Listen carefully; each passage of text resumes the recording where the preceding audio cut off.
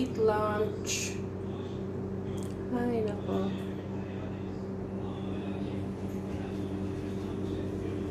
Fish muna tayo ah. Okay, fish. Ang isdang pamaypay. Ito na siya, oh. Maya-maya, balik-balik pa rin ito yan.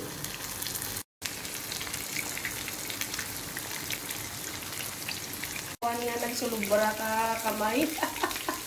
Kakamay. 3 fish, ah. Labran.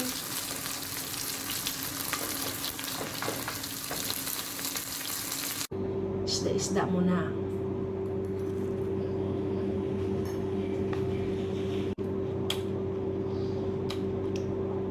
Cherry tomato with fish.